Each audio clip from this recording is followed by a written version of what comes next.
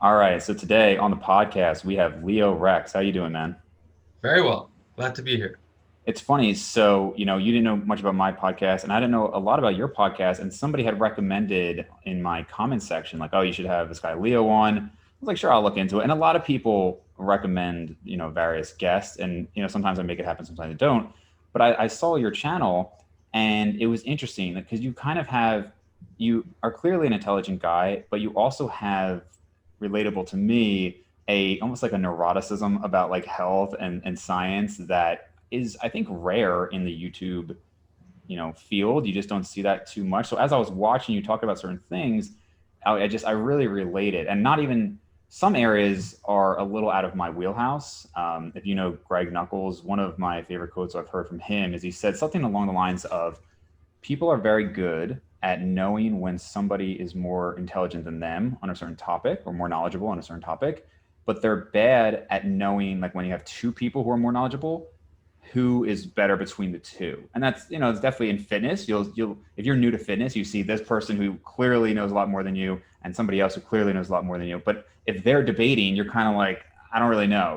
And there's certain topics you go into, like nootropics and stuff like that, that is, again, not a huge interest of mine, and it's kind of out of my wheelhouse. So there's certain areas where I just kind of have to defer.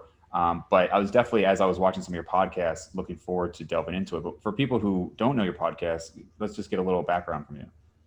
Oh yeah, I started a YouTube channel about 8 months ago called Leo and Longevity, which is about well anyway, the channel basically has informative content on mostly two topics. One is trying to extend life in humans, and the second is trying to improve well-being. Well-being being subjective well-being across lifespan. Subjective well-being being the economic marker of happiness. So I've been trying personally to have a happier life for the last, well, I must be over 15 years consciously. And I also, in the process of that, lived a life that was not very, very healthy. And as my perspective changed, I sort of created this channel to both encourage myself and document my journey learning about these two subjects. And roughly, how old are you now, Leo? I don't know anymore. I stopped counting, but I'm in my early 30s. And there's a reason I don't know. I noticed that in among centenarian studies, most centenarians lose count of their age, or a lot of them lose count of their age. And I do think that's very helpful. I've even heard centenarians specifically say that. I don't think age, I'm sure you know about the Horvath clock and chronological versus biological age. Mm-hmm. Have you heard of them before? So I certainly the difference between chronological and biological age, Yeah. not the clock. The clock was started by Steve Horvath, and now there are several companies online that you can measure your what they call your epigenetic or methylation age, which is supposed to be your physical age. For example, I'm certain, even though I haven't done the test, that I am older than I actually am because of the way I live my life.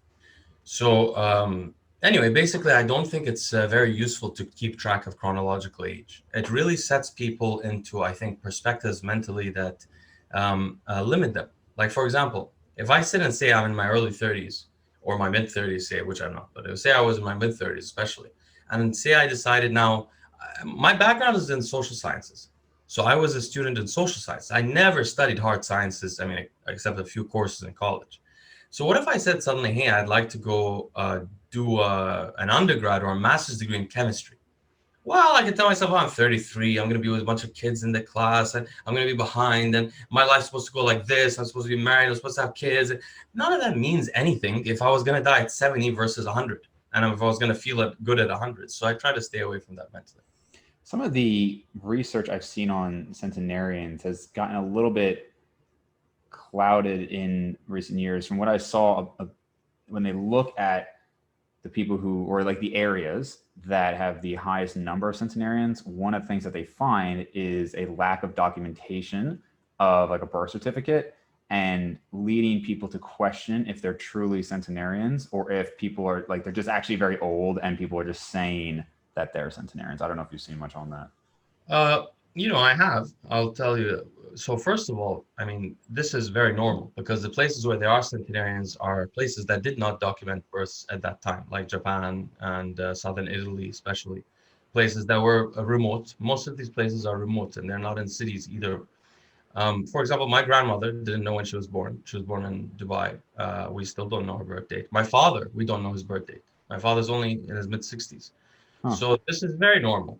But I think maybe you're talking about the famous French case in which the lady, the centenarian, the eldest person in the world, was doubted and thought to be her own daughter. And in fact, a lot of people have investigated this, and it does not seem to be the case. I really don't think so. In fact, in particular, Walter Longo specifically went into that case himself, Walter Longo being one of the people who study centenarians, near Barzilai being the most famous one. But what I have noticed, which is questionable, sorry for my dogs barking, I have a bunch of dogs, but what I have noticed is that genetics, see, where are these centenarians living? I mean, I'm very interested in genetics, and genetics have a huge impact on how long we live. Sure. These centenarians are living in places that may have genetics that extend life.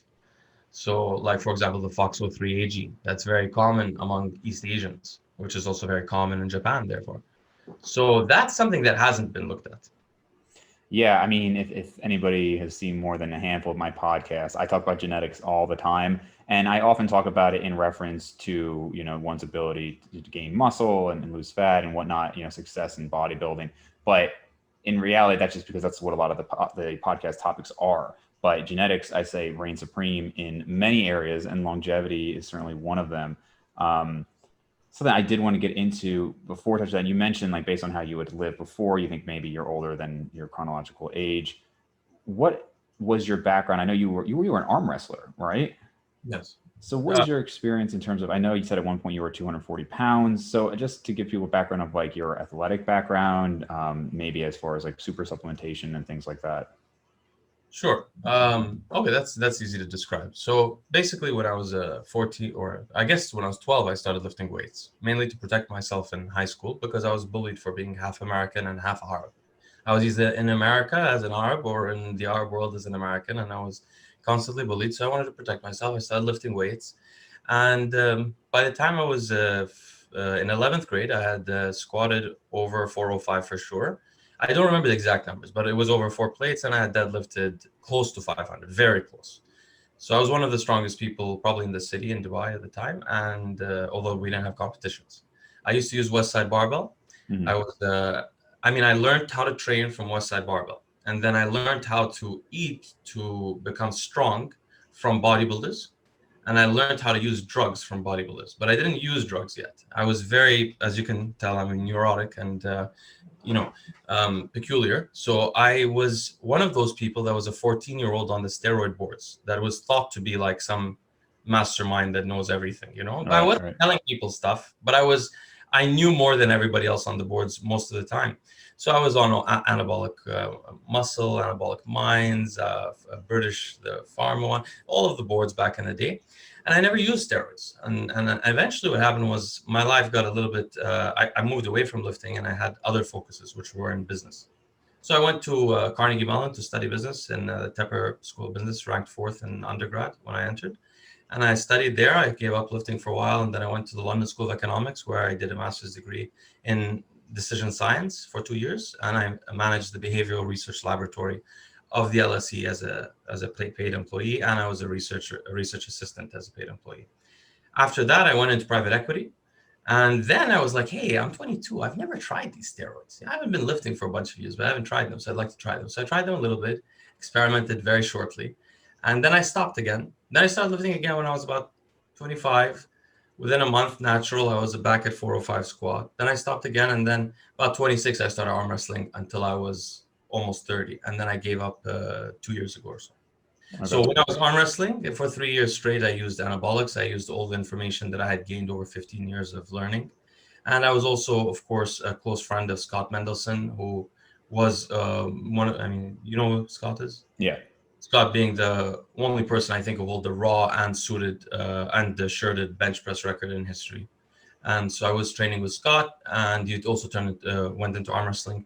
And Vazgen Sugoyan, the top arm wrestler. So I did that for 3 years. And then I realized that I was getting older and I wanted to focus on my health. So I left that. And that's where a lot of my videos that involve lifting come in, and especially around anabolics. Because I was lucky, because of my neuroticism, that I discovered, for example, that high blood pressure would hurt the kidneys. And I noticed that a lot of the bodybuilders died of kidney failure. Yeah. So once I was arm wrestling and on gear properly, I immediately, what I did is I ordered angiotensin receptor blockers from India online. Oh, wow. They wouldn't prescribe it to me. I went to a bunch of doctors, and my blood pressure was 170 over 110. And they wouldn't prescribe you anything? They'd say it was white coat syndrome. Something's going on. Go back home. I tried so many times. I said, what? Wow. I'm not going to do this to myself. I'm not stupid. But unfortunately, I was a little bit. I didn't know that much about medication, but I was lucky just to choose the right ARB. So I kept that there the whole 3 years. Protected me a lot. I always kept my blood pressure right. And now, afterwards, while I've been studying longevity, I've learned so much about different kinds of medications. And I see it's such an unfortunate thing that bodybuilders are unaware or averse to using medications to protect themselves. Like they'll use Novodex or an aromatase inhibitor, but they won't use ezetimibe, which inhibits the absorption of dietary cholesterol and the reabsorption of cholesterol from bile fluids. Why? It doesn't make you weaker. It's been shown to cause lipolysis of fat in the liver, which is clearly something almost all of the pro bodybuilders have. But they're very averse. I mean, they'll tell me, is there a supplement I could take? Well, do you want to supplement your drug regimen? Can I give you a testosterone supplement? How will that do? Yeah. So what ARB did you end up taking? I was taking valsartan, which is the most selective of the AT1 over AT2 receptors, which is good because the AT2 receptor has a lot of pro-growth and pro-GABAergic activity. And one of the problems with long-term steroid use is you end up in a sympathetic nervous drive all the time, even if you're not on trend, even if you're just on high testosterone. So one other thing I learned, for example, is I learned this actually right after valsartan, but I chose the wrong medication. I chose atenolol, which was a beta blocker. So I used to use it after my workouts to lower my heart rate, to lower the potential left ventricular hypertrophy and so on. Later, I realized if I used propranolol, which entered the brain, I could inhibit some of that stress response that's making the amygdala overactive and disconnecting it from the rest of the brain, which is what you see in a lot of the brain scans of current steroid users. And do you still take valsartan? I take telmisartan sometimes. Sometimes I take valsartan and pioglitazone, which is a PEP. So telmisartan, the advantage of that is that it has some activity at what's called a PP, peroxisome something, PPA receptor gamma. It has activity there that's significant, and it has a little bit of activity at PPA delta. PPA delta is the target of cardarine, if you've heard of GW. Yeah. So that's the advantage of telmisartan. It's all in one pill. But if you really want to be efficient, telmisartan is not as selective as the AT1 over AT2. So the best thing for clients, for example, that are very serious, I ask their doctors to consider valsartan plus a pioglitazone, which is a diabetes medication that actually. How did you feel about the big valsartan recalls that happened in the last couple of years? It happened to me while I was taking it. I don't even know what the issue was. At the time, I think at the time it happened. No, I had just stopped. I had stopped a few months after. I don't even know what the cause was. I mean, there was a metformin recall because there was reactive nitrogen species in the metformin. People are eating bacon every day. What do you? I mean, people are like over. There's not like these things had like a lot of mercury. Nothing happened to me. So I'm surprised, just given your neuroticism, that you didn't. So they suspect that it was actually contaminated since 2012, the valsartan. And some of them like NDMA, and what else? There was one other one they had found later, and they weren't sure if that was just because of reusing solvents or if that was just made in the process. But I mean, it's a pretty big deal for a while. I mean, it was all over that they recalled them. So my feeling on this was the following. Actually, I recall when this happened exactly. I had probably stopped weightlifting and begun my healthy lifestyle. By the way, I had a shaved head then. Now I have like long hair. So it's been like So when I stopped, I remember it was about 6 months later that the recall happened. I didn't even look into it that much. The reason why is this. I was actually at the time just finally prescribed. You know how I got prescribed valsartan? I went into Cedars-Sinai after having stopped everything. And I went to a cardiologist, and this guy was awesome. So I finally found a guy that was intelligent, well-educated. And I went to him and I said, listen, I've been ordering valsartan for 3 years from India. I take it every day. I take 160 milligrams. I will continue to take it whether you want or not. Check my blood pressure. It's 120 over 80 with the 180. Can you prescribe it to me? We did a cardiac MRI. We did a bunch of stuff, and he finally prescribed it to me. But that had happened right after the. So when the recall happened, I was already getting pharmaceutical, not generic valsartan.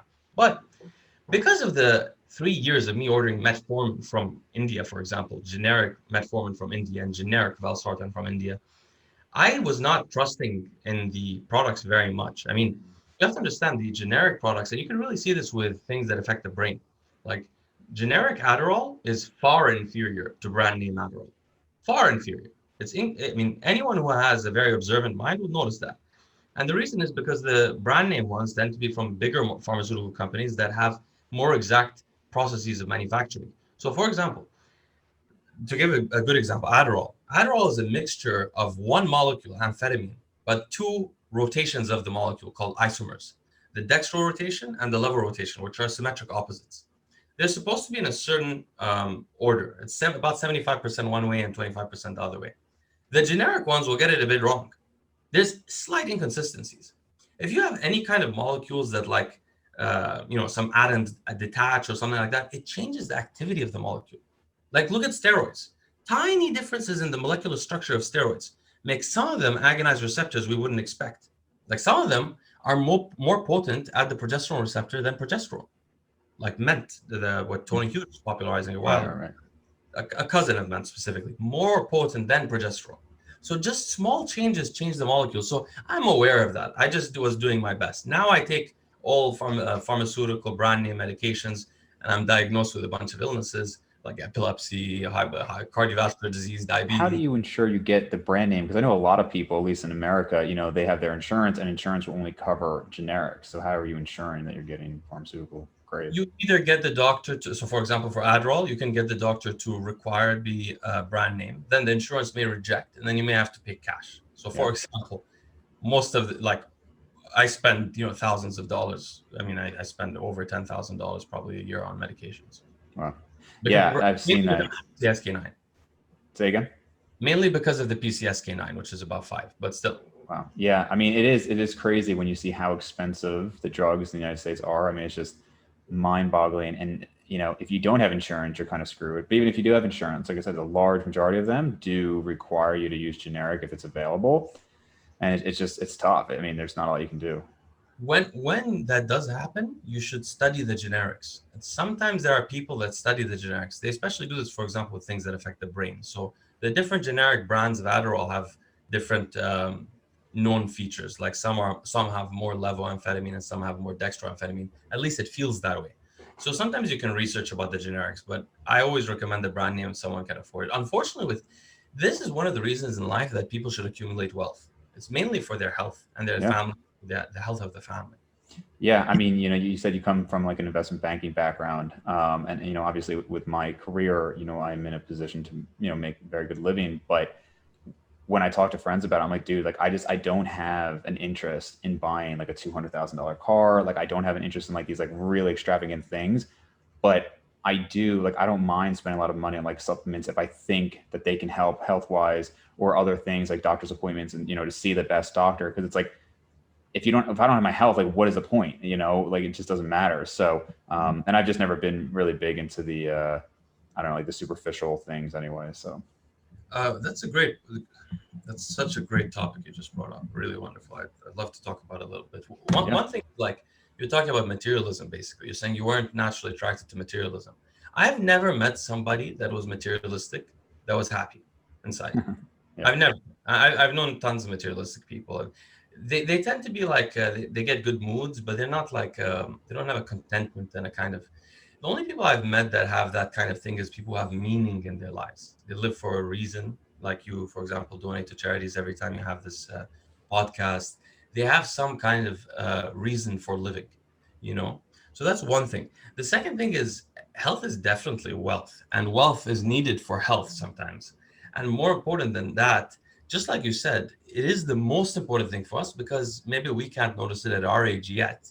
But by our 50s, and this is one of the reasons I don't squat anymore, I don't deadlift. I probably wish I never did, or if I did, I took it further, is we'll start to be in acute pain, chronic pain after our 50s. And if you can avoid this, you can have a much better life. And the people like in their 30s, they think, oh, the 50s is so far away. I wouldn't be able to have fun anyway. No, you'll be able to have fun. You'll have Yeah. wealth. You can travel. Trust me, life goes on. But you don't want to be in pain. Now, this is exactly why I'm interested in this nootropic subject, which you opened the discussion with. Yeah. When you were saying that and I want to ask you questions about what you meant, but the reason being is this. With health, it's chronic pain, hassle, quality, mainly pain, right? What you can do. With mindset, it's a huge thing, because the way I usually describe it to people is, I think of it because I wear glasses. If my glasses were like smudged and I wake up in the morning, like I just cleaned my glasses before I spoke to you so I can see properly. If my glasses were smudged and I can't see the world right, and I know people like this, they wear glasses, they never clean their glasses. That's crazy. You can't see what's going on. Why would you do that? So sometimes the brain may be like that also for people. For me, it was like that from birth, because I'm not from birth, maybe, but from my childhood. I had certain like you say, neuroticism, things like that. And I learned with time that if I could manipulate these things with supplements or drugs, I could have a more balanced and more better subjective well-being in the long term. You know, Yeah, basically, for sure. that's my main reason. I even feel that that has more bang for the buck than health for many people.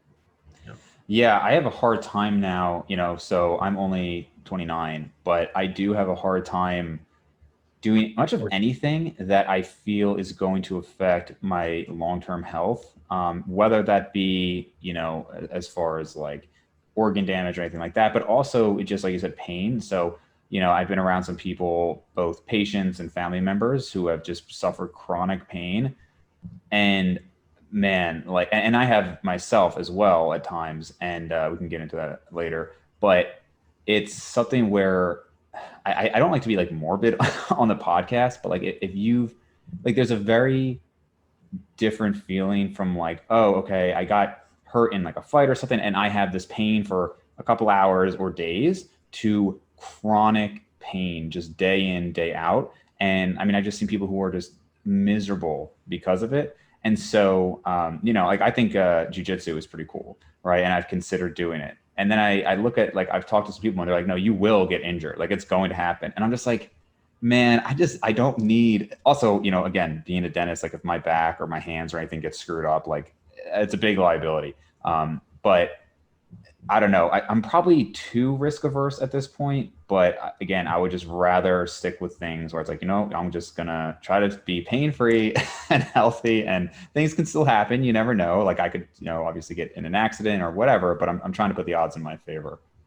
Exactly. I mean, you gotta play. When I was 14 years old, this is what I did. I sat. I mean, this is just how I am. I sat and I said, how do I want to die? What do I want when at the end of my life? What do I want to have achieved? Exactly. And I wrote it down on a piece of paper and I worked backwards. And I tried to go all the way back to what I would need to do at 14. Mm-hmm. And I kept updating this list until I was 21, probably, when I had an existential crisis and I gave up for a while. But basically, to not to be conscious beings and not try to plan this and make sure that we have the best lives overall in terms of cumulative subjective well-being, which is not, by the way, cumulative hedonistic pleasure. I've tried that. That doesn't work. It's subjective it's well-being overall would be crazy. You mentioned a couple of things about affecting you're reluctant to do things that may affect your long-term health. You brought up Brazilian Jiu-Jitsu, which we should talk about. But the only thing that I will ever do really for this anymore, sometimes, like for example, I had a client recently. A lot of my clients are addicts or trying to defeat addiction, which is something I'm very interested in myself, growing up in a family with addicts and growing up around it. So, sometimes, for example, I'll try a drug. Like I tried recently tianeptine. Horrible, by the way. Don't anybody use this drug. If anyone listens to this, not even fun. It's a stupid drug. But I tried this just to know what was going on with the client, and I probably caused some toxicity to my brain. I know that, but I increased neurogenesis so much, and I have so many neuroprotective molecules that I'm not too worried. The other scenario it'll happen in is sometimes I work a little bit too hard, and I know like for example, I was messing with my circadian rhythm recently. Mm-hmm. I think I do this only for sacrifices for family and things like that. But you mentioned morbidity. My mind can sometimes be a bit macabre or morbid. Actually, I think about death a lot and have Yeah. since I was a child, and I've tried to think about the meaning of life. In fact, that's why I don't know if you noticed some of my videos. You can see I have a belt buckle that says skull. And the reason is that's a memento mori, to remind me of the inevitability of the end of life, which really doesn't teach much, but it teaches me to remember the long term. It doesn't tell me to appreciate the moment, because I've noticed that doesn't help much. In terms of fighting, I also joined Brazilian Jiu-Jitsu in LA, where Gracie was, for 2 weeks, but I was still muscular. Okay. I was still an arm wrestler. So I was 230 pounds and extremely strong. So when I did it, they had to put me with the biggest guy. And every time we would fall, I started realizing, because I was an arm wrestler, so my shoulders were, very peculiar. So I could feel what was happening in my shoulders. And then I did some research. I was like, I don't think this is actually healthy. Because I thought kickboxing or boxing or something like that, TBIs were the issue. And Brazilian Jiu-Jitsu has no TBI, so it shouldn't be too bad. Right. No, I did some research. They all live in crippling pain, back pain. They all have so many problems later in life. And it's so popular in Hollywood, by the way, here in LA. Everyone's doing it. Really popular. Yeah. So, and that's the thing. So I have a wrestling background, and I figured, like, it's funny with different sports, because, you can play tennis your whole life. You can play golf your whole life. When you're done wrestling in college or high school, like, you're done, right? You don't have 35-year-old guys be like, hey, you want to wrestle? So jiu-jitsu has become very popular with the kind of increasing popularity with MMA and things like that. And I thought, like, I went to one class just to kind of like see how rolling was, and it was fun. It was actually a lot of fun. But again, I just was, I don't know if you know Mike Israetel, but I actually had gone with him, and like I had met him there, and he was like, yeah, like, you will get hurt, like, stuff's going to happen. And I don't know, man. I don't want to deal with that. The nice thing with lifting is, it's funny. I've had like a goal to like dunk a basketball, and like a mile to dunk a basketball. Oh, how tall am I? 6'1". So it should be easy, right? But I have no ups. But what I noticed is I was squatting every day. I was doing like a Bulgarian type system, and I was squatting every day, over 400 pounds, and no knee pain at all. 3 weeks into jump training, my knees were killing me. And it's, that dynamic, just the constant force on there. And so when you look at injury rates for sports per 1,000 hours played, it's like soccer is like number one, and then it goes down and down. But weightlifting and powerlifting are still significantly higher than bodybuilding, because it's usually lighter weights, higher reps. And so for me, I'm like, this is good activity, and I'm going to probably stick with that. I have so many. That's such an interesting discussion. So we'll start with the last thing you said, which is, powerlifters, strongmen having more injuries. It's not just injuries, huh? It's very interesting. Like, so lifting a heavier weight means that you have more tension in your vascular system in the moment. I mean, maybe people don't realize. I think maybe I'm the first person in fitness to ever talk about this. I think never heard anyone. I've been following it since I was, 2001. Which is that sometimes when people lift weights, their systolic blood pressure will reach 400. Oh yeah. And nephrologists specifically, I have citations in my YouTube channel. Nephrologists speculate that itself causes acute and serious injury to the kidneys. And if you look at, for example, Olympic athletes, you find that the Olympic lifters don't have as much longevity as cardiovascular exercise people at all. In fact, they often die of heart disease. So I'm not sure that it's lifting the kind of weights that I was lifting was very good for the cardiovascular system. And we talk about this on my channel a lot with Nick Turgilli, because we're both now sort of retired, but we want to be healthy. And I think the way you're approaching it, sort of keeping the muscle mass to keep the glucose, to have some place for the glucose to go, while at the same time having enough tension that your bones hopefully have some reason to maintain their mass. I think that's the key. That, and then, of course, the not excessive HIT kind of or whatever that is, sprinting and then slowing down, you know what I mean? You're not a fan of like interval training then? No, I am a fan of that. I'm a fan of two together, I think. Okay. More than I am a fan of, for example, marathon running or triathlon. I don't think that stuff is very good for you. Yeah, no, I don't think. I mean, I think it's shown pretty. It's I think at least 2 papers I've seen on it, but it seems to be almost common knowledge now that distance, endurance athletes have higher frequencies of AFib, things like that. Obviously, they can have, I mean, the whole thing with athletic heart, you kind of can get into a debate of how much is pathologic versus physiologic. I mean, that's a whole other thing. Fibrosis. If it has fibrosis, which remember that one guy, I forgot his name, he got fibrosis in his heart. He was this famous guy who was running, I don't know. I'm sorry to talk to you.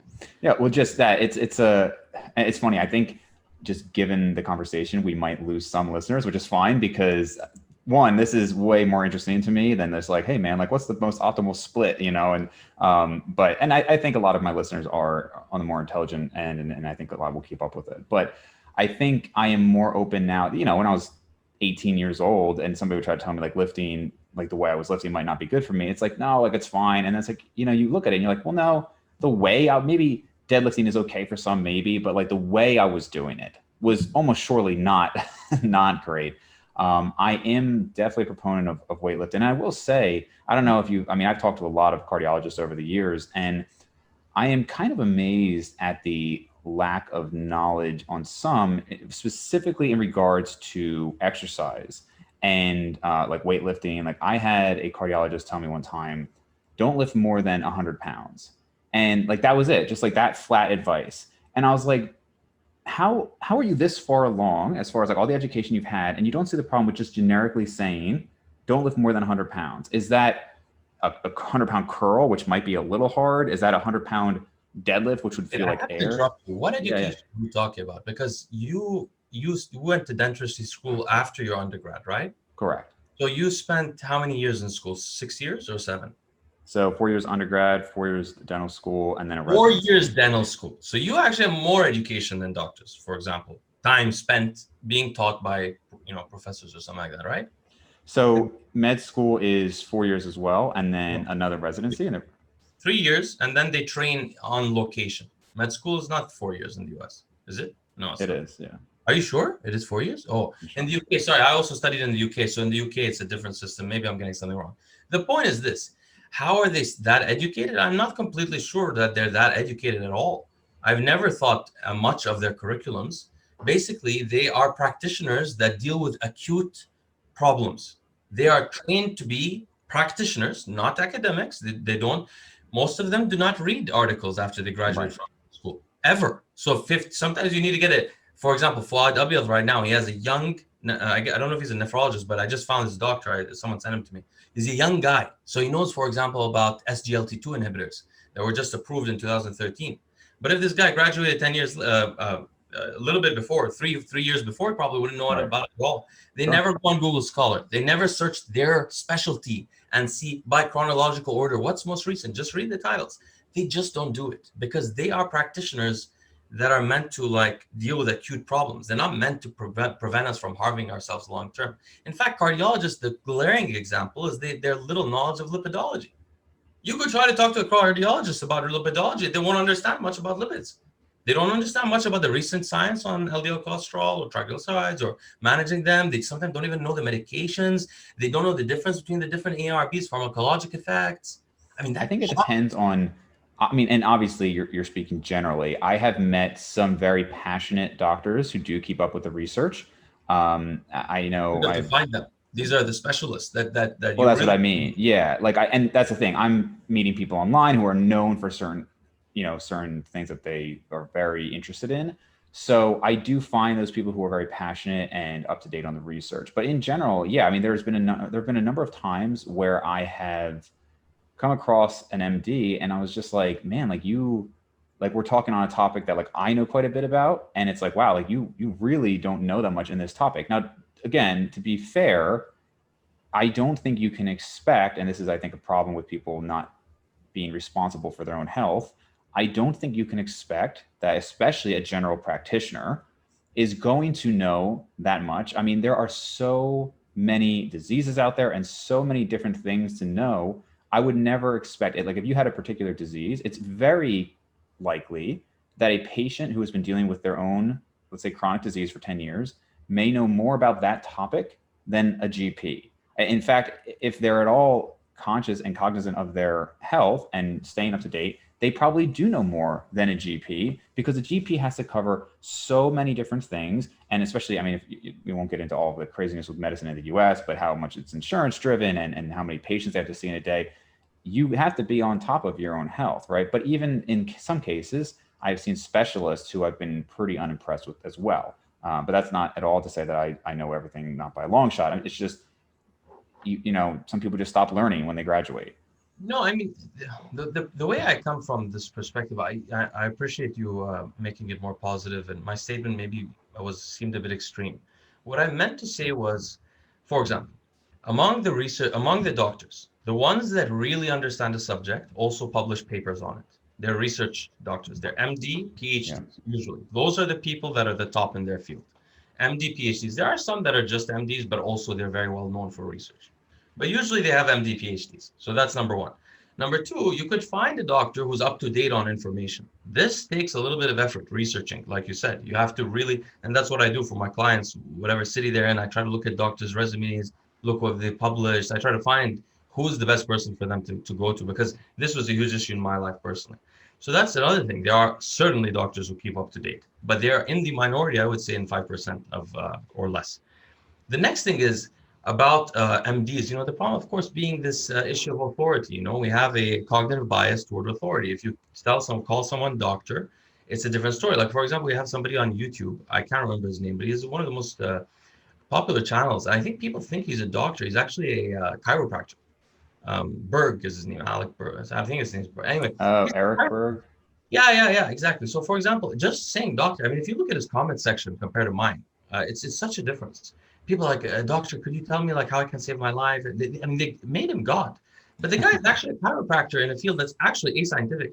So just the word doctor. So then that's the issue. Now the problem is now we have the internet. So of course we have people that think they know more than they do know. So they go to the doctor and annoy him and tell him, I know Right, better than exactly. you. But you actually don't know how the liver works. You don't know how the heart works. You didn't get the basic science. You don't know the molecular biology, but you know a lot about your subject. So doctors get annoyed with you. Of course, that makes sense. I understand also from their perspective. Right. But what I mean to say is this. For example, the thing that I know best so far is brain health. In terms of, I know more about that than longevity, probably because a lot of people are obsessed with longevity. So I tried to specialize in something that my audience was interested in. So what I do know is that I've seen many psychiatrists in my life, and I certainly know more than them about most of the medications they prescribe to me. I'm sure about that. In fact, I now send emails to former psychiatrists that I knew, trying to re-inform them or inform them in the first place about what they were trying to teach me. For example, some of them do not know why SSRIs even work.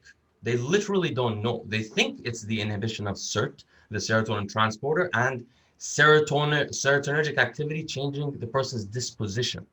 But in reality, it's clearly in the literature three theories: disposition, neurogenesis, making the brain more plastic, as well as a reduction in neural inflammation. Most doctors don't even know about this third part, most psychiatrists, which is a problem because it's clear if you inject inflammatory cytokines in any animal, they begin to act anxious or depressed. So, for example, that's why if you take 3 grams of NAC spread throughout your day in controlled double-blind placebo-controlled studies, it shows an antidepressant effect. It reduces inflammation in the body. Same with EPA. Or not, yeah, it was EPA specifically. EPA does that as well at high doses, over 4 grams a day. So it actually produces an antidepressant effect. So for example, these psychiatrists could be like, hey, why don't you add also a little bit of fish oil, add a little bit of moringa leaf, add a little something to manipulate your gene transcription away from NF-kappa B. Why don't you lower your body's inflammation also? This could educate them, but unfortunately, I have never met any psychiatrist who understood these level of things. Yeah, I'm not at all surprised that it's, that they don't understand that. I would also say in regard to just specifically the last topic you're talking about, that's definitely out of my wheelhouse. It's not an area that I would, pretend to know much about. But I think it's tough because the way you learn in med school, dental school, pharmacy school, I don't even know how I would describe it. It's almost like if a patient were to come to you, it would be nonsense for you to take what they say as even valuable. And unfortunately, that's a lot of the times how it is presented. And I could see, and like you already pointed out, a lot of doctors will deal with these kind of nut patients who read an article, and then the Dunning-Kruger effect is like fully in effect, and this person thinks that they know a lot and they don't. And at the end of the day, it's like most people, including I'm sure both of us, think we know more in certain areas than we actually do, right? There's some topic that we feel confident in that maybe we shouldn't be so confident in. But then there's going to be other areas that we actually do know quite a lot. And it's hard. It's hard to parse it out. So I don't really try to blame like anybody, but it's a tough situation because we have such strong biases from whatever background we've had, whether it's that patients are morons or doctors are morons. It's tough. Well, let me give an example. For example, Jerry Brainham was a frequent repeat guest on my channel and one of the nicest gentlemen I know, although we have very different political opinions, but I love him. Anyway, Jerry Brainham comes on my show all the time. He's definitely read more papers than any MD I've come across. That's not an MD PhD. I mean, I've read more papers than any MD I've come across. I know that. I've read thousands and thousands and thousands and thousands and thousands of papers from undergrad. I know they didn't. I used to read papers in undergrad. They didn't. Those people were in pre-med not reading papers. They were reading their textbook. I was reading papers. So I know, I can tell when somebody has a background in reading papers properly and knows the history of a subject that they're specialized in, right? But also, number one, it's an issue becomes like, if you're talking about a general practitioner versus an internist or a general practitioner, I totally understand. But when you're talking about a psychiatrist, unless they're like dealing with such a wide array, like most psychiatrists are not dealing with schizophrenics, bipolars, depressives, people with anxiety. Most of them somewhat specialized. And for not being on top of that, being such a limited field, I don't have an excuse for that for them, unfortunately, because personally, I'm very passionate about anxiety and depression. And I try to at least be up to date. Okay. And I try to at least know what's out there. Now, what I know may be false. And certainly there's a half-life to every truth also, at least in academia, right? So I borrowed this phrase from Peter Attia, who borrowed it from somewhere else, by the way. I didn't come up with that. But the point is, certainly I know I may be wrong, but I know that like there's no recent papers I'm missing on serotonin. Okay, in the last 3 years, there's no recent papers. I know that. So the other thing is like it's not just doctors. None of us can replace doctors. I mean, for every client I work with a doctor, I just mention ideas to them. Maybe they check it out, and it's their choice at the end of the day. I'm not a doctor, but what's interesting is academia also. Academia is so specialized that people don't even like. For example, the serotonin researchers are unaware that systemic levels of serotonin are associated with hepatocellular carcinoma, which is liver cancer. So the actual serotonin researchers don't know about it. So some of them recommend people to take a lot of tryptophan or add 5-HTP, which bypasses the rate-limiting step in the synthesis of serotonin. And they're not aware that it could cause valvular fibrosis around the heart or on the liver because they're so specialized in one area. 5-HTP, Ken? Certainly. Serotonin levels, 5-HTP will bypass the rate-limiting step, increasing your systemic levels. You want to increase it in your brain, not in your system, which is why we use SSRIs with their side effects. Otherwise, we'd all just be taking, we'd all just be taking either mushrooms or 5-HTP all day. The reason we don't do that is because 5-HTP bypasses your ability to limit how much serotonin you have, and it's all systemic, and systemic levels are associated specifically with liver cancer and fibrosis in the heart. And in fact, not only that, but the analogs based off serotonin molecules are also associated with that, which is why ergot-derived dopamine agonists like cabergoline, which many bodybuilders use, is associated with valvular fibrosis, which I was the first person to mention also in bodybuilding. No one ever knew about that. So pramipexole, non-ergot-derived, not associated with valvular fibrosis. Of course, those are associated with valvular fibrosis at the high doses that Parkinson's patients take, not at the doses to lower normal prolactin levels, but still, why pick one that isn't? Right, sure. So I know you said you've been doing it for a long time, and you've been listening since you're 12. That's pretty much when I started as well. I heard you have a podcast with Jerry Ward. I watched it, and it was funny because I definitely have seen a lot of his videos like early on. I got into like YouTube fitness pretty much when it all started, and it was him and Jason Blaha and all that stuff, which is funny. You know about Jason Blaha? Very, very much about, a lot. So here's the thing. I spoke to Jason Blaha recently, and I actually considered, and it's funny, he and Jerry were just like, those were kind of like the start of it for a while, and they had the Natty or Nots and all that stuff.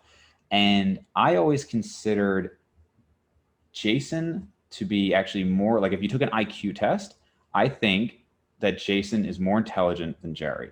But I also think that he has, or at least had some, and again, totally out of my wheelhouse, but some like psychological issues, and, with the whole everything that he went through. I mean, it was just kind of nuts. It was a lot of drama and whatnot.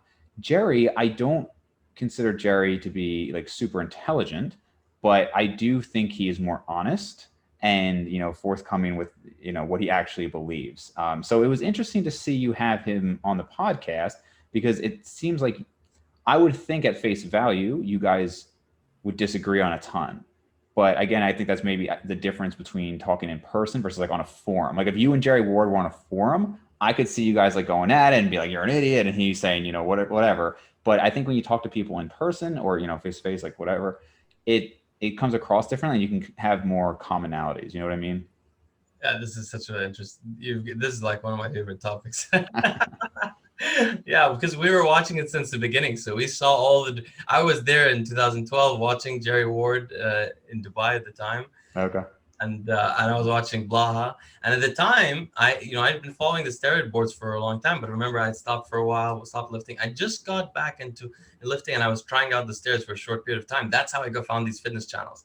Okay. But then I kept watching them because I liked Jerry's personality on camera. He just seemed like the nicest guy. He seemed so honest.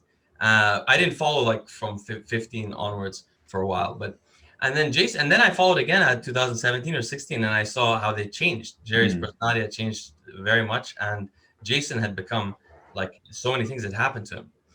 So number one, Jason, I really want to know. Tell me, what did you talk about with Jason? Can he? Will he come on a podcast? Because let me tell you one thing.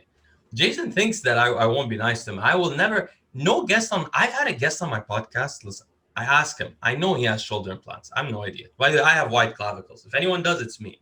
When I was very muscular, and I don't have unfortunate pictures when I was on high dose androgens, but I had big shoulders. So this guy's on the podcast. He's a nice guy. I like him, but he has shoulder implants. And at one point I was like, I looked at him, I was like, your shoulders are, what's going on with your shoulders? You're 60. Because I know that's not possible. And he was like, no, I just have white clavicles. So people lie on my podcast, but if they're a guest, I'll never comment directly. And nobody can figure out who this is because it's so old. So the point is, if Jason ever wants to, I won't, like, if he wants to come on my podcast, I know everything about him. I'll let him tell us. I just find him interesting. And I think you do too. I actually do think that, like, I think he's probably a reasonably intelligent person. I just think he's, whatever he was doing with the whole, like, fake mercenary stuff, whatever that whole business was, I don't know if he just got too far into, like, the hole and then was just digging himself deeper. But yeah, for a while there, he and Jerry, it's very interesting. And this is a separate topic, but there's a guy, a friend of mine, Abel Chabai, has a podcast as well. And we do a lot of collaborative work together now. And we talk about on YouTube fitness. I feel like I would be very stressed if this was like my primary vocation, because you see so many times somebody blows up for a year, 2 years, maybe 3 years. And then you look at their channel now and it's like, dude, you get like no views, you get no attention, anything like that. And then that's when they start doing these cringy things and they start having to, come up, like they're just such a different person. You know what I mean? I'll see people with 200,000 subscribers. I have like not even 4,000 subscribers, and our videos get the same views. And it's just, and eventually, my channel will probably die out too. And it's just, it is what it is, but it's very insecure, like financially insecure way to go as far as like, if this is all you do. And it's interesting to see the personalities change over time. And you have some exceptions where people, I'm sure Omar Yusuf. I don't really. I never followed him. Okay, but what's that? I heard about him from Jason's name dropping. Yeah, right. So, but he's like one of the really original guys, and he's, I don't watch his channel much anymore either, but he's at least stayed more true, over the years. It wasn't like he got super cringy or anything like that. He's kind of stuck with his initial intent, which I can respect. So. Oh, there's a bunch of things to talk about there. First of all, what they're called is Hudgies. The Hudgies would never attack my channel because I used to troll Jason on his channel with my new channel. I used to comment on his videos just saying like, this is a groundbreaking video every time he would post a video. So like he would post how he repeats all the same content constantly, because all Jason does actually is just steal Westside Barbell information and then come and present it, barely mentioning that he just read an article from Louis Simmons and that's how he knows this. I did the same thing when I was 15 years old. Jason, if you ever see this, I was 15 years old. I did Grease the Groove. I did the Westside Barbell. I did Bulgarian. I did all that. The guy doesn't advance anything. In his whole life, Jason has never introduced one thing creative. I actually, by the way, recently came up with one thing, not even from academia, not from a paper. I introduced a lot of things from academia that's not in the industry. But I came up with something myself. The combination of progesterone with GHB or 1,4-butanediol to enhance sexual drive, incredibly, it's extremely effective. Came up with it myself through experimentation. By the way, Dan Duchesne also used to just introduce from academic papers into the industry. Never came up with anything from himself that I know of. So that's very rare. Jason doesn't even introduce from papers. He just copies what other people are doing in the industry. So it's like ridiculous. Now, is Jason intelligent? Obviously. He's obviously intelligent. He's over 100 IQ for sure. Is he 140 like he says? No. He's not 140. Even if he's insane, he's not 140. He's 120, 115, something like that. Jerry has no reason to comment on that, obviously. But the point is, the Hajis wouldn't attack me because I used to. They know that I know what Jason is. First of all, and Jason so Jason will never come on the show, but I would be nice to him if he came on the show, and I would try to give him a chance to explain. Now what did he do when that happened to him? I think it's something called a schizotypal personality. There are some people that this is a real mental illness. I mean, he has some. It's not depression or anxiety. It wasn't like I'm really gonna consciously believe that I'm tricking people into thinking I'm a mercenary. It was fear turning his sympathetic nervous drive on. Maybe dopamine rushes. Dopamine. I don't know if you know this, but dopamine agonizes adrenaline receptors also. So high dopamine levels associated with schizophrenia, with bipolar disorder, and so on. So as dopamine rises, adrenaline rises. He's in a fight or flight mode. He wants to scare people away. He's been bullied in high school. He grew up in Houston. Maybe he was bullied. I don't know where he grew up, but maybe he was bullied. He got scared from Lane Norton, so he made up a thing. But it doesn't make any sense, and that's where you see pathologic mental disorder. It doesn't make sense. It could never make anyone believe it. Nobody could have believed it. So when he said it, you knew, okay, it's not totally balanced.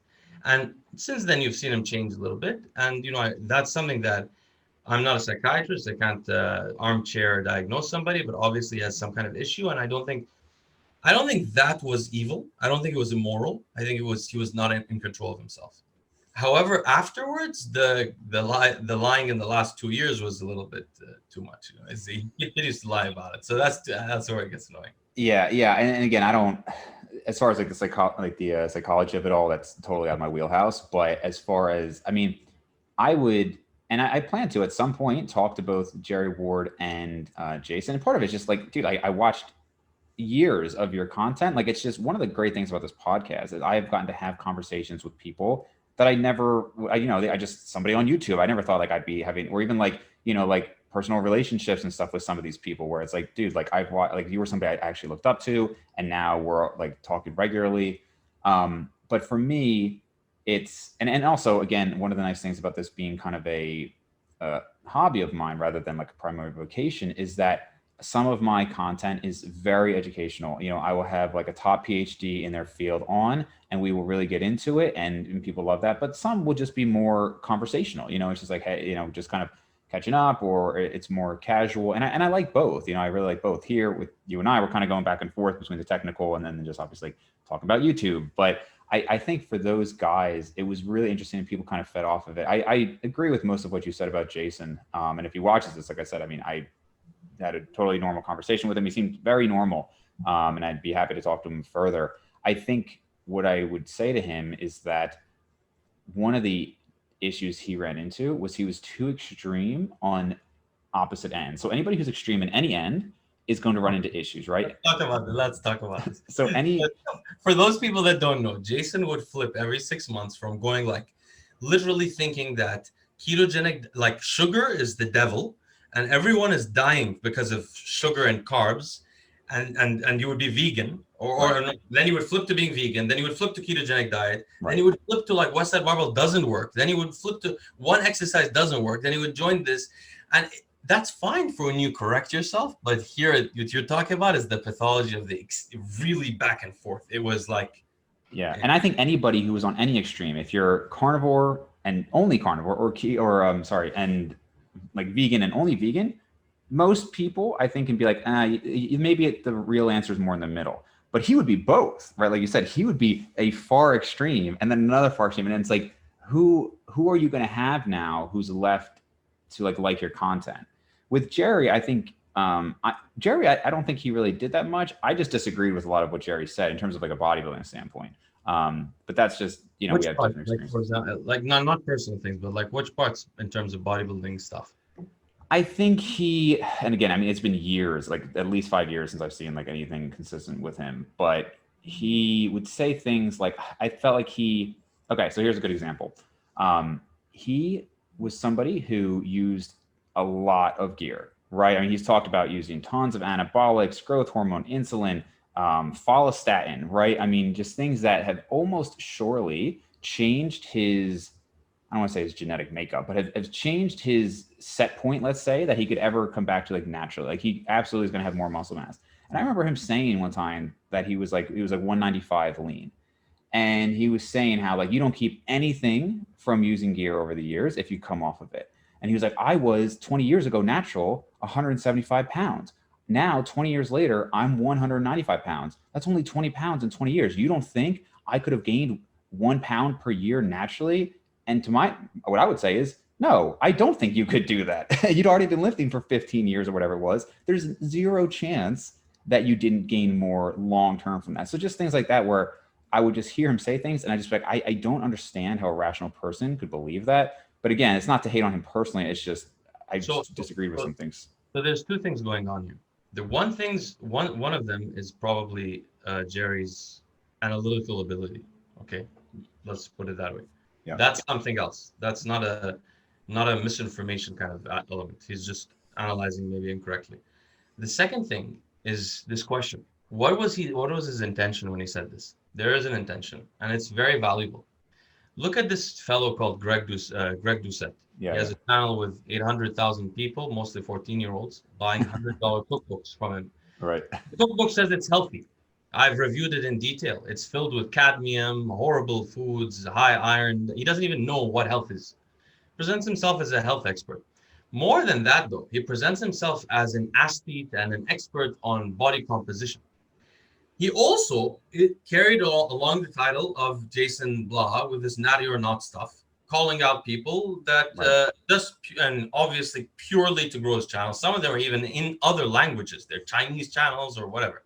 I have a video from like a year ago that says, "Is Greg Doucette the new Jason Blaha?" No, that's what he is. So no, Greg Doucette is the first I know of. Well, Jason was the first fake natty. So Jason, a couple of years ago or something like that, said he's on TRT and that his size didn't change. And he used to take a gram of EQ. I was like, what do you think we believe this, you idiot? Because you're living in Texas and drugs are illegal and the stalkers are after you. But at least don't lie about it. Just hide your gear in someone else's house, even if you don't have friends. But anyway, that's not the important thing. Greg Doucette is intentionally misleading his audience. He is specifically saying, he always mentions it intentionally. He works out. He says, this is just because of the TRT. It's because of my TRT that I'm like this. And he tries to make it a joke.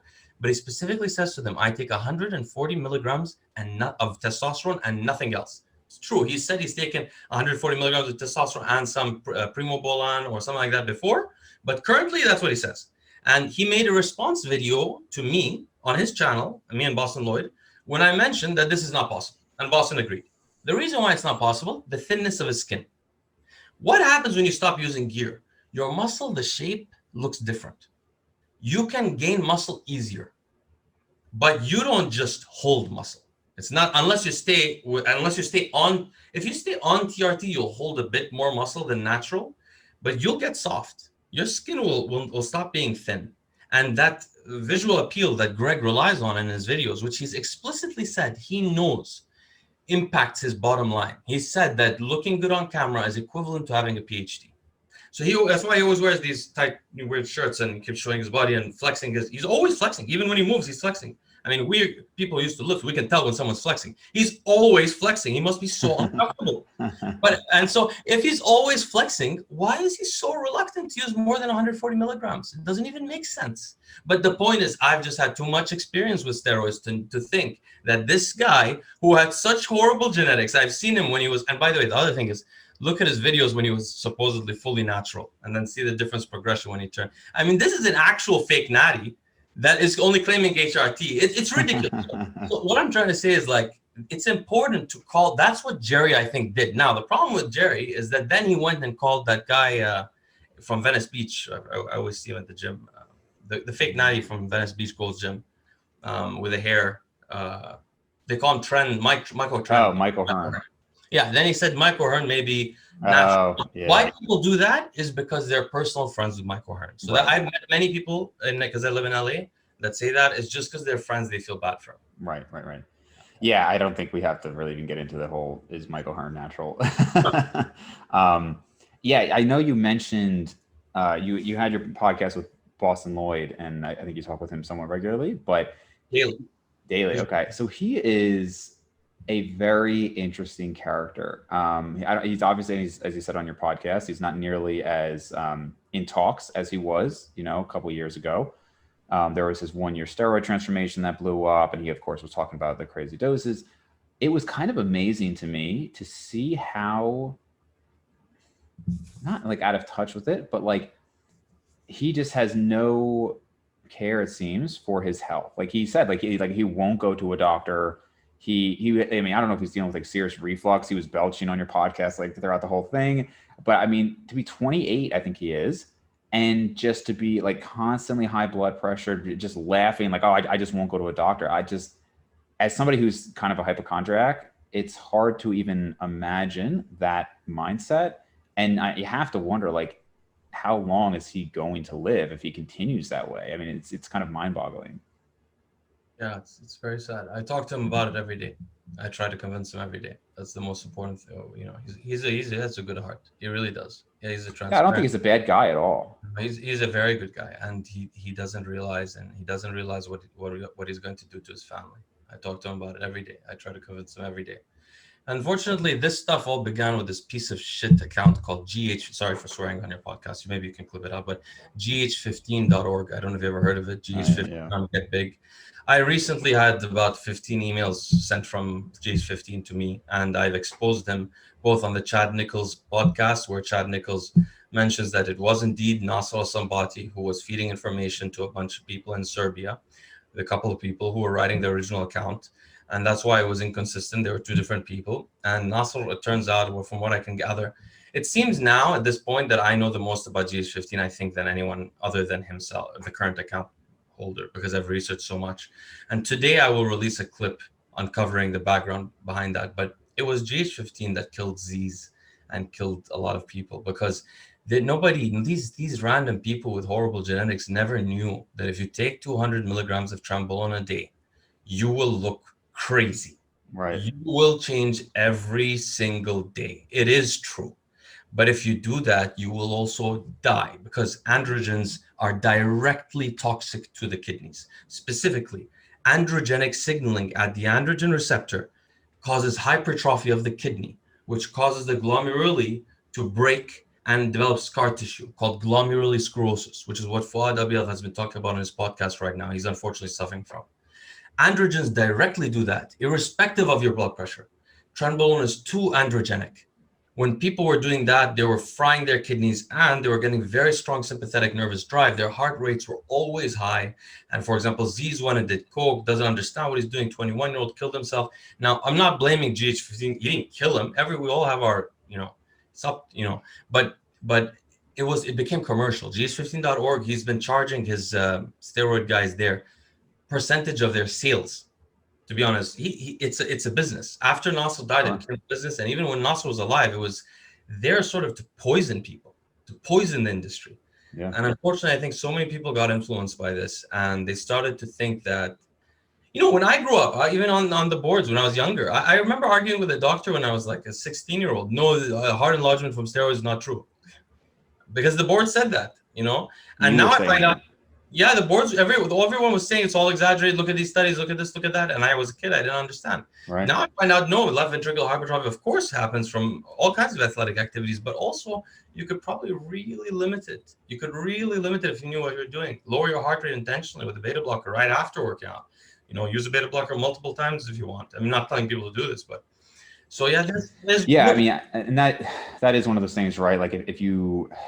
It's tough because it's not an area obviously that's studied, right? Nobody is studying really, okay, how can you use anabolic steroids safely? I'm not saying nobody's looking into that. I'm saying there's not going to be peer-reviewed research on that, right? So maybe, you might say, hey, if you're going to use anabolic steroids, take in, like an ARB, and maybe you can prevent some of the negative remodeling of the cardiac muscles. But how often is that going to be talked about, right? I mean, not much.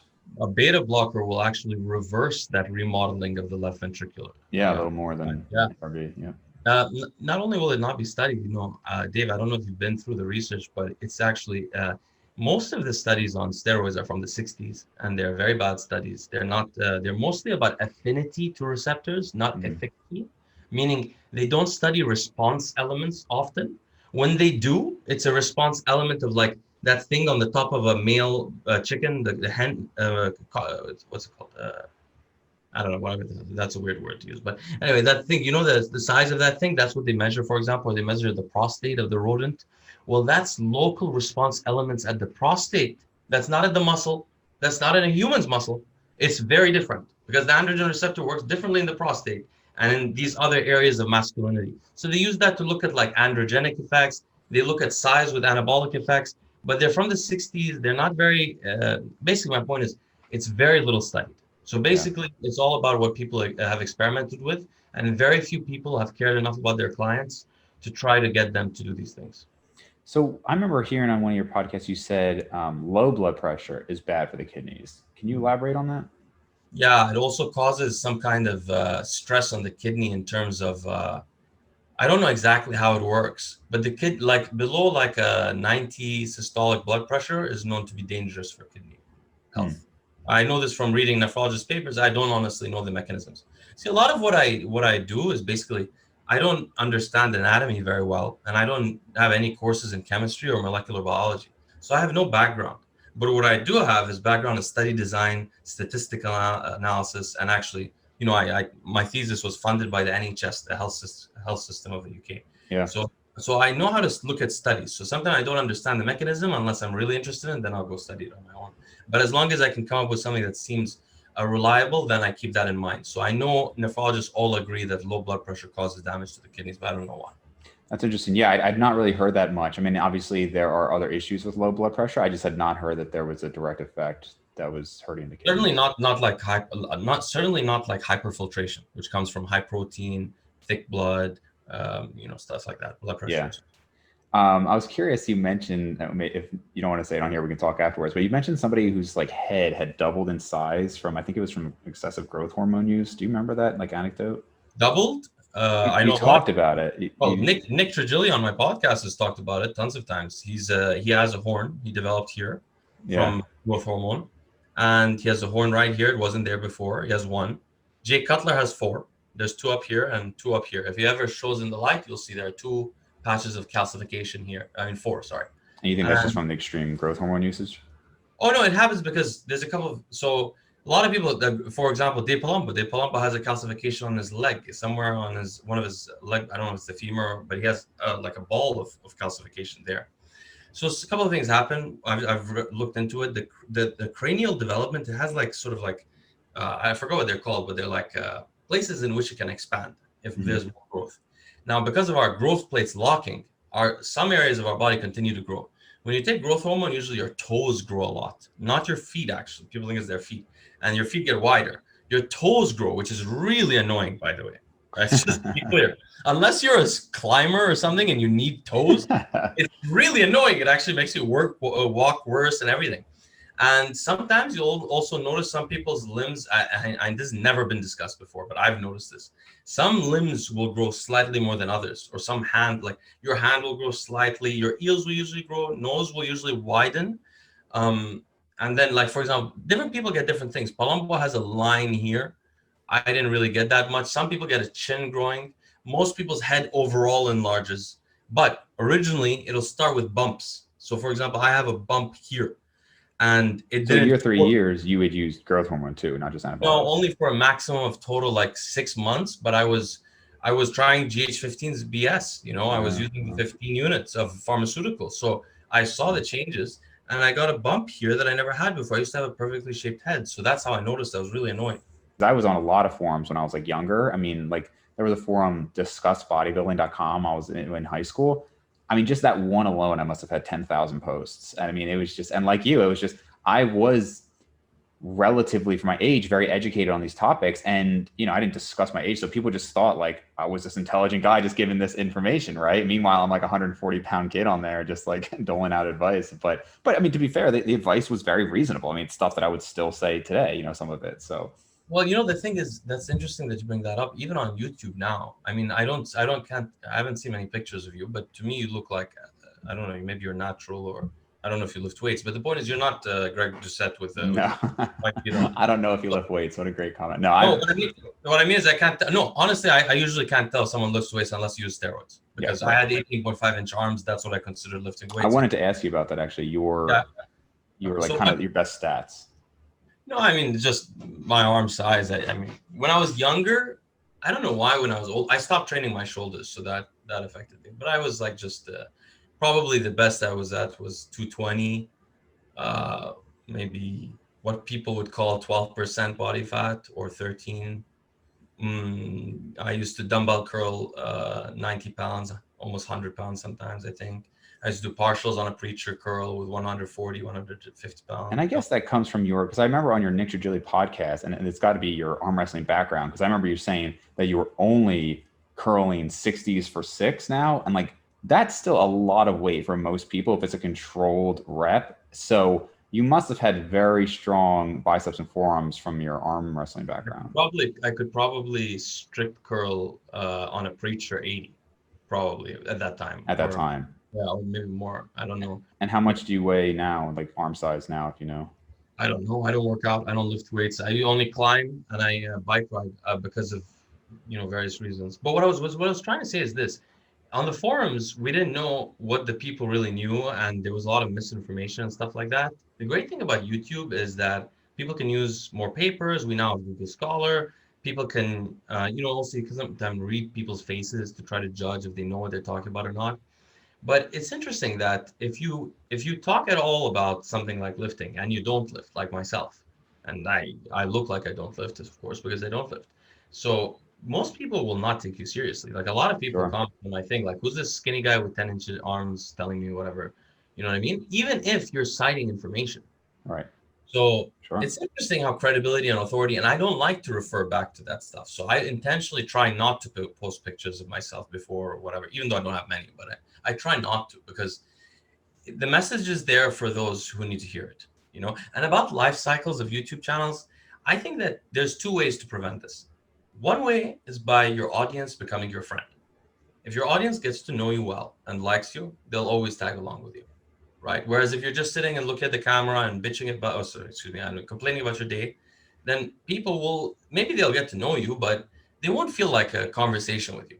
And this is something that Fuad Abyad, for example, really learned in the fitness industry.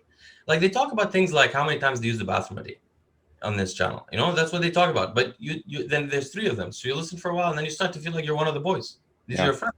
So every week you tune in. I think this builds loyalty. This is what Joe Rogan did, really. Sure. A lot. Yeah, absolutely. Yeah. And then the other way to do it is to be so good at your field that there is no other channel that can compete. So for example, right now, there's certainly no channel on YouTube that has better information on the brain stuff than you. There's nothing.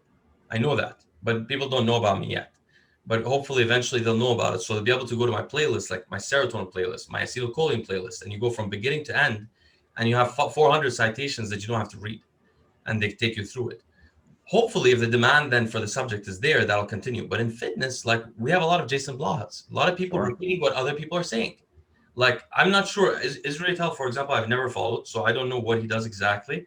And I know the starting strength guy has some unique elements of his programs. I don't know about Israel, how unique he is. I don't know. But for example, most of those guys, I don't think they add that much that's new. It's mostly Louis Simmons with the conjugate thing. I don't know. Maybe there is some new stuff. Pavel, for example, the groove stuff, that was really new. And those people will never be forgotten. But if you don't introduce anything new, like Dan Duchesne will never be forgotten because he changed bodybuilding. Yeah. But if you don't introduce anything new, then you're just a different face with the same story. Yeah, I mean, I think that's certainly true. I think what you said about almost creating the relationships is big. I mean, I will say that I am surprised given, and I get fairly personal on the podcast and my own videos, and I try to relate to people, and I will answer questions. Like I always answer the comments and stuff. And I am surprised by the number of people, given the size of the channel, by the number of people who reach out to me both in email and Instagram, who either want coaching or just, say very nice comments. And I always try to engage people with that, because to me, I mean, it's actually enjoyable. I mean, that's the most enjoyable part of this podcast is the interactions. I don't like to have to edit crap. And, I also don't post about stuff that I recently posted about like calf training and how I think it's like largely genetic. And I did an experiment where I didn't train, still haven't trained my left calf for over a year. Is the exact same size as my right now. Like there's just no, and to me, I'm like, that's actually something interesting to post about, but you're not going to see me ever post like, here is how to squat. Take a 3-second eccentric. Pause at the bottom. Like that is so boring to me. And like you said, there's a million other people who do it. So why? What am I adding of any value for that? And that stuff's valuable for somebody. But go watch the 1,000 channels who can give you that. You know, go watch a West Side how to squat or something. Not me.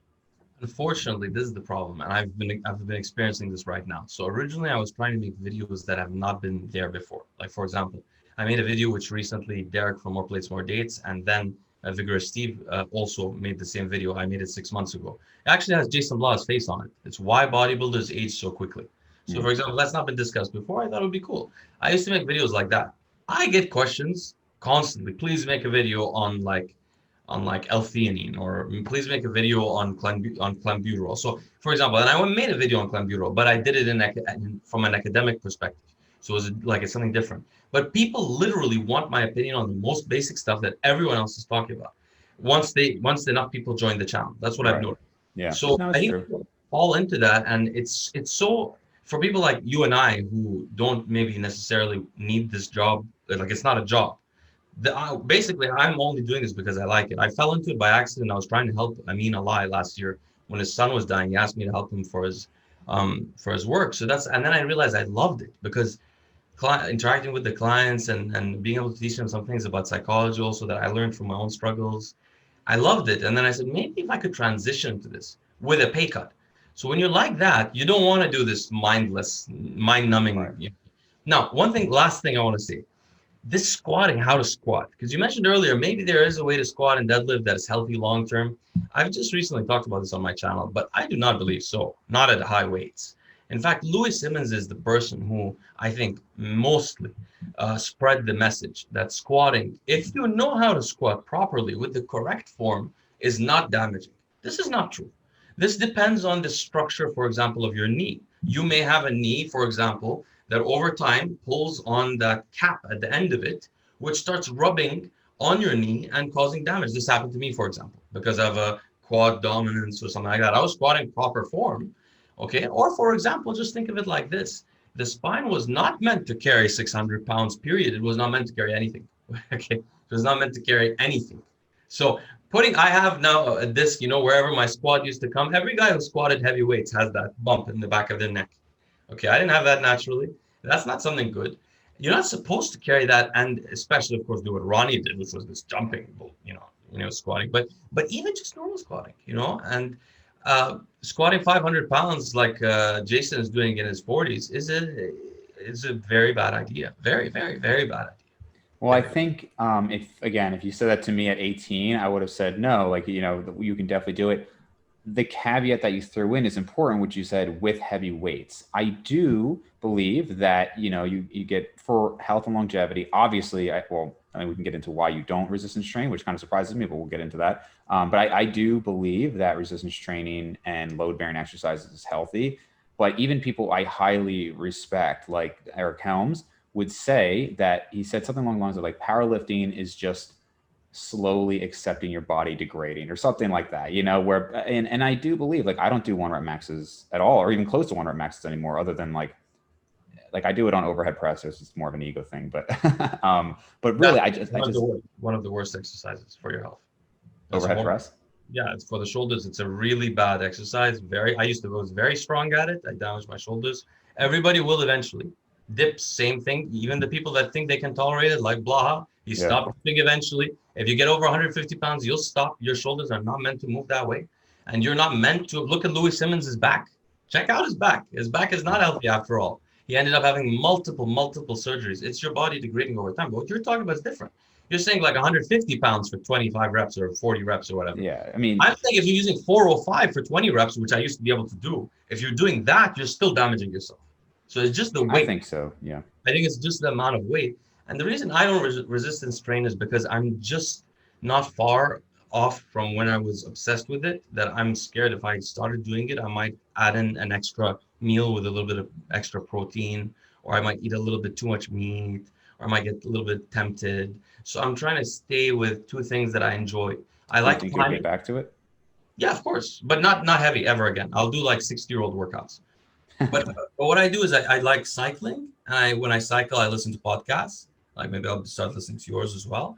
And the other thing I do is climbing. I like climbing because I used to be into grip strength. I was really into grip strength in high school.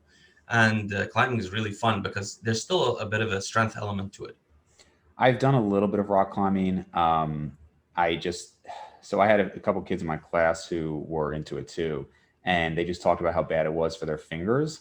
And again, dentist can't afford it. If you so tendon something happens, I just going back to the whole jujitsu thing. I just avoid anything that I could just get screwed over with there.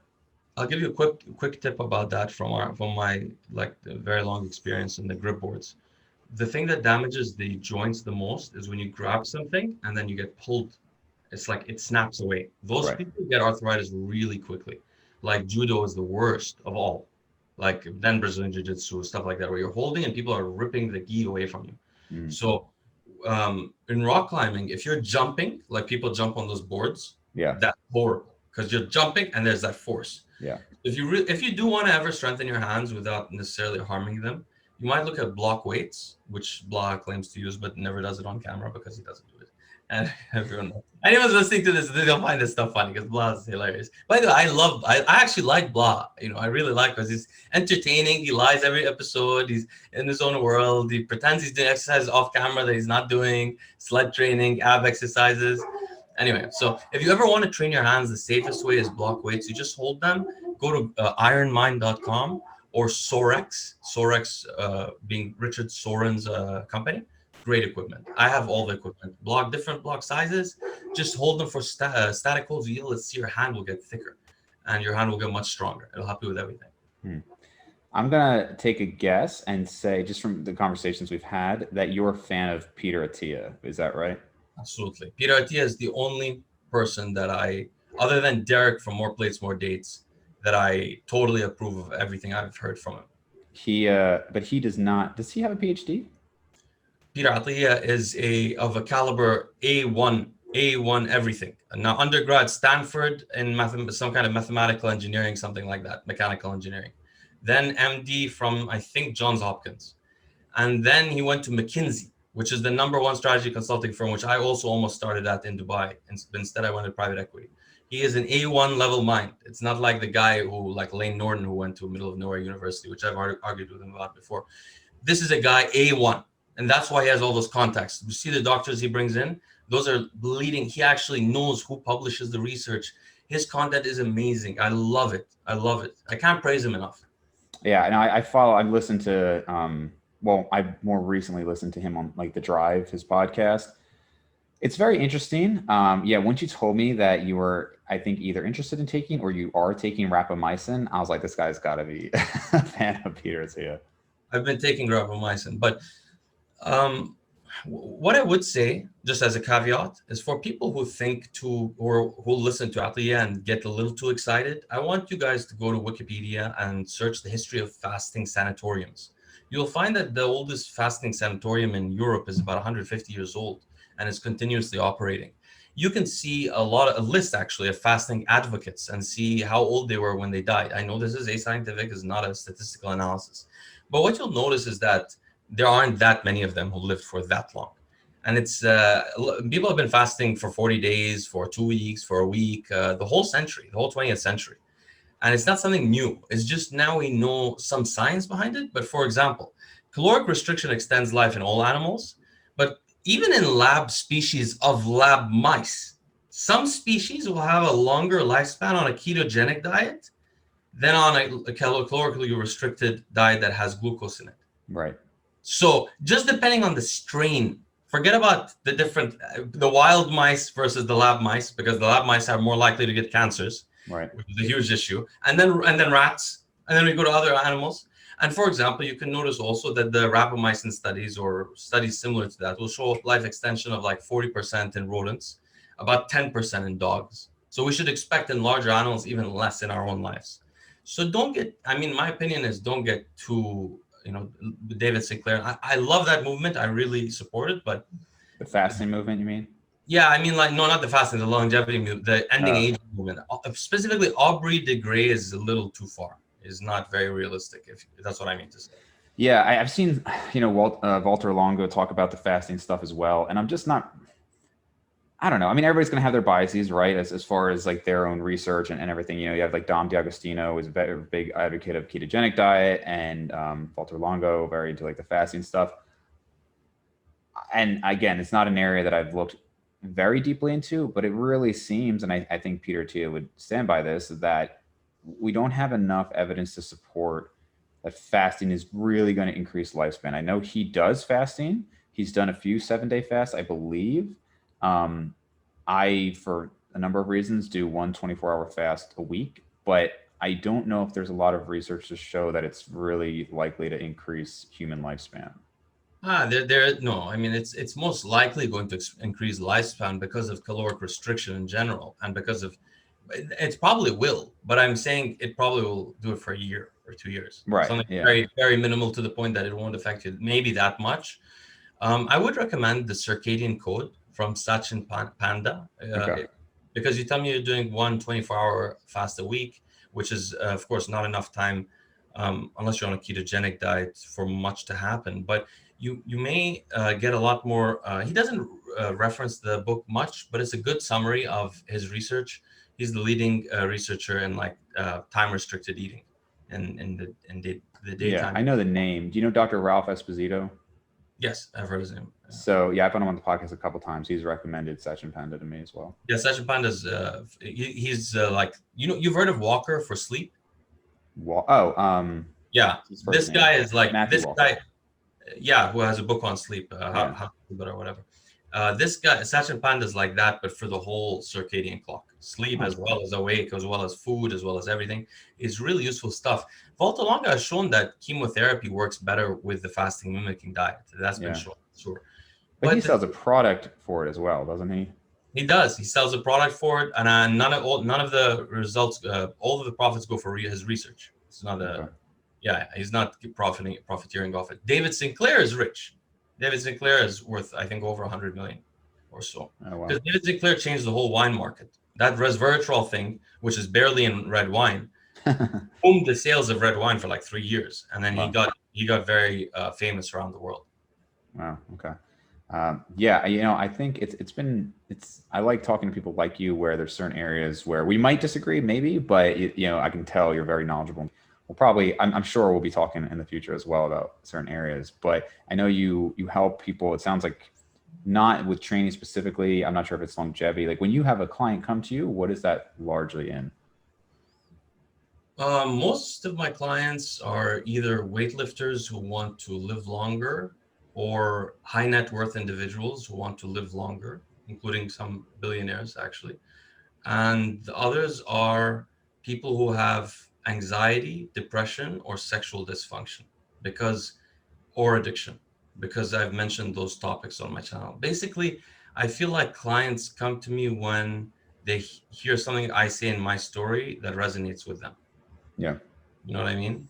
I don't think I should be the person that any billionaire goes to live longer. You should go to Peter Attia. He's a doctor. He can prescribe things directly. He knows everything I know. We read the Who's same. That?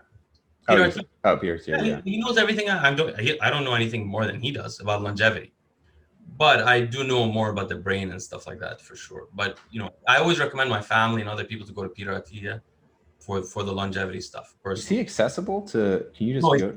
He's booked now fully. But before he was, a year ago, he was still accepting clients. Yeah, I was sending people to him.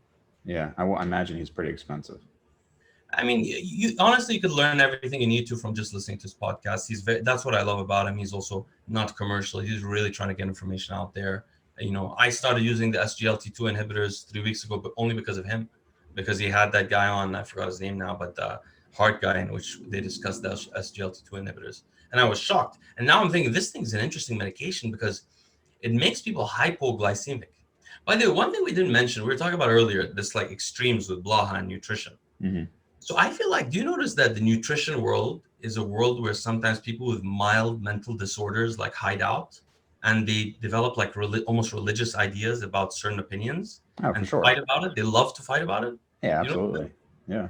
Do you like that kind of subject? Because this is what turns me off nutrition. I try not to make videos about that, and I try to go into more. I think nutrition is very interesting.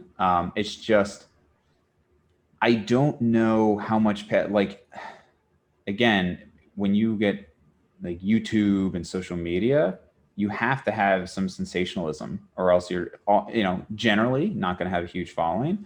And so I think people, they'll see like, there's like this much evidence to show it's helpful, and they act like it's this much evidence, and they just take things to extremes.